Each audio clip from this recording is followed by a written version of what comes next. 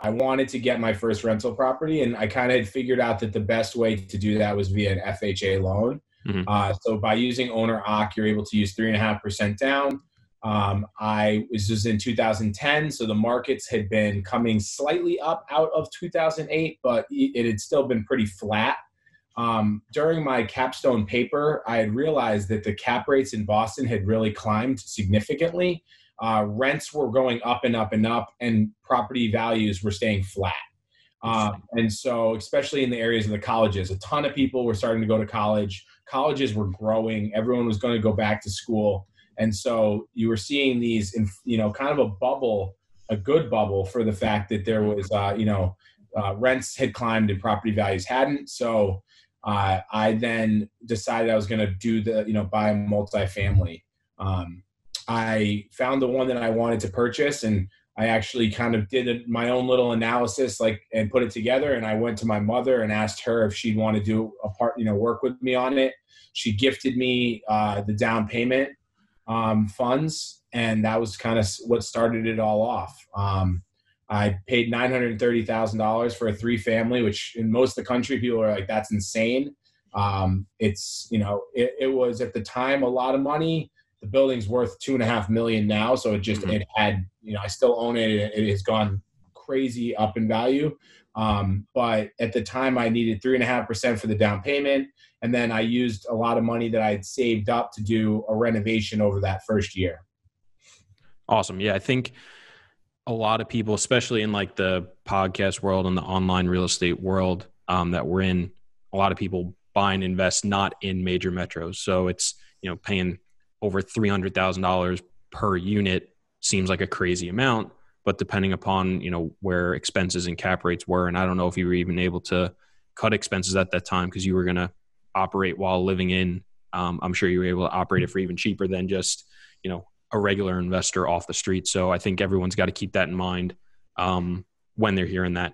I'm curious though, before we get more into your story, you touched on taking a finance class with the real estate component to it. How much of that was transferable to, let's say your early years of real estate, and then let's say, now being, owning, probably millions and millions of dollars worth of real estate? Yeah. So, I think it definitely opened my eyes to how to look at a deal in the right way and understanding how the financials should work on it. I look back to the way I analyzed deals back then, though, and I was definitely not doing as deep a dive as we do today. Sure. Right. And, when I look at something now, I'm doing a much deeper dive into, if this is going to be the right purchase. I was still just kind of winging it back then. And so I think it kind of opened up my eyes to what could be done. But I should have been doing, if I had taken everything I learned in the class and actually applied it, I probably would have been even better off.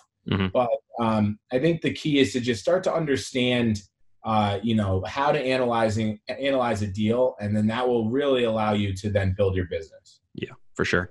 So then final step, how do you go from one house hack in Boston in 2010 to in 2020, developing multi-unit properties, managing for all these people, having your own brokerage? What was that process like? Yeah. So, I think that's one thing I like to remind people, that it was a long journey, right? It's been 10 years. Yep. So it doesn't happen overnight. I bought my first building in 2010. I bought my second building in 2012. I bought my third building in 2013, and I bought my fourth building in 2014. So over 4 years of buying, it took me 4 years to buy my first 4 buildings. And all with your own money or family money? So first one was a gift from my mother. Second one was my own capital. Third one was my own capital. And then my fourth one was my first development deal, and I partnered with my father. Gotcha.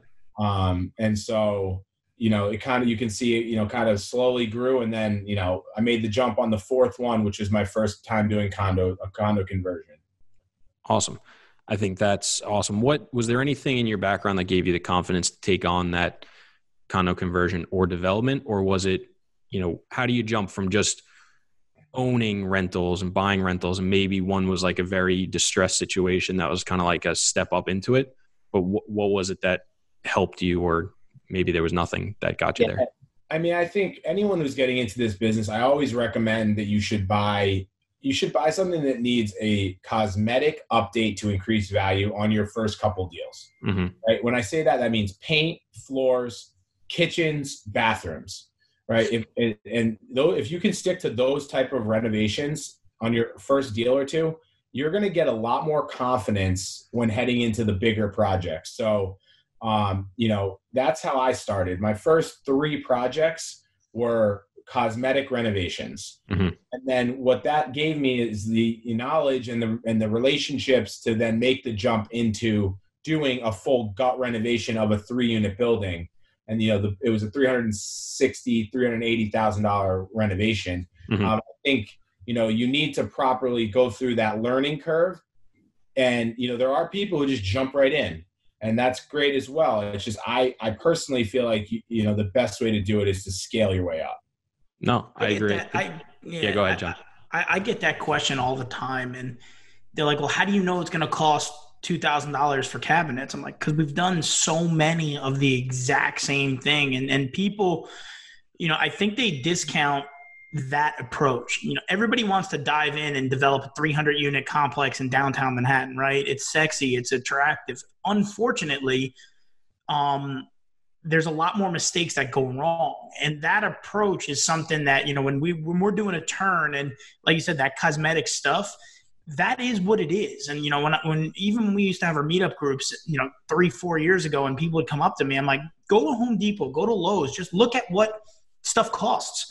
Then when you go do your cosmetic updates, that stuff's going to be the same. It's always the same. A cabinet is a cabinet. And, the flooring is the flooring. The price for vinyl plank floor is vinyl plank floor. So that should not be taken lightly. And going through that process on a couple deals, it'll give you so much more confidence and understanding to go do, a significantly larger project. So I'm a firm believer in, and there's nothing wrong with diving in head first. And I'm like that, but there's something to be said about doing the same thing over and over again and getting really good at it. Yeah. And I think when you look at it really comes down to the percentage of error, right? When you mess up on a $100,000 project, you mess up by 10%, that can happen very easily. Mm-hmm. It's $10,000, 20%, $20,000. Okay. Now you start getting into looking at a project and you're saying a $300,000 renovation, $60,000. If when you start looking at getting, you start making mistakes and things go wrong. Now you start getting into $1 million project, right? Now look at the swing, $100,000. Do you even have the liquidity to cover that? Mm-hmm. And if you don't, and the bank won't give it to you, you're fucked. Mm-hmm. And, and then we have a project now with a $29 million budget, $29 million. You start to miss on that, it's over. So I think it's the idea that as you learn how to scale your business, you're able to then bring that margin of mistakes smaller and smaller. And what we do now is we have so much data that we've collected from these ground up construction projects. We're able to project without even having subcontractors quote it. We have the idea, we know what it should cost because we're able to look at our past 6 builds and say, well, we budgeted this wrong. This one was off. This one was off. Let's tweak our formula, and we can see.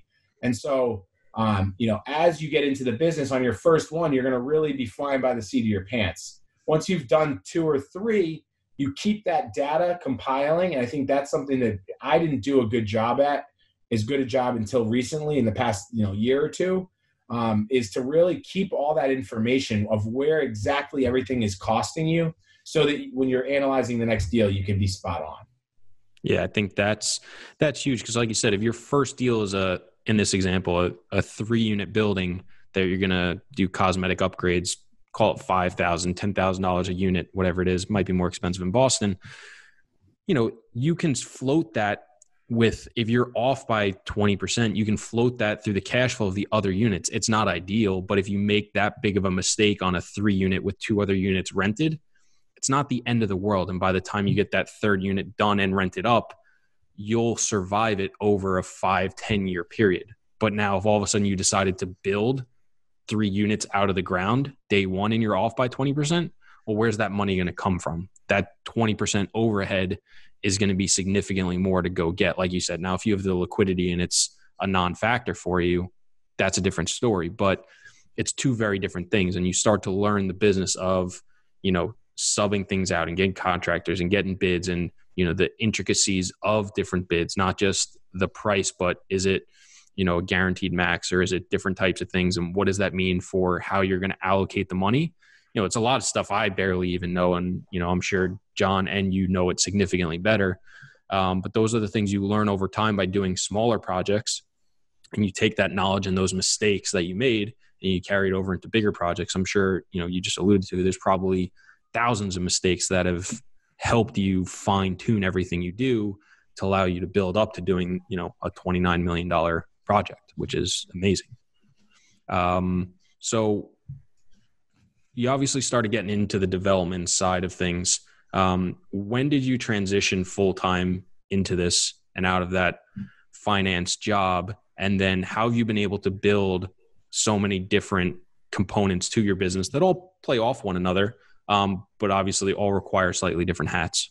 Yeah. So, once that first condo conversion was a success, that's kind of what opened my eyes. And people will say, well, why'd you even do that one? I did that out of necessity to pivot because I realized that continuing to acquire rentals is very difficult. It takes a very long time without any influx of liquidity. Mm-hmm. And I also noticed that the market in Boston had continued to climb in value and that the cap rates were getting smaller and smaller. Mm-hmm. And so I was getting outbid by people and I'm saying, how are they paying that? And what it was, they were paying cash or they didn't care that the cap rate was small. Whereas I was looking at it and I'm like, I want to be making $1,000 a unit a month.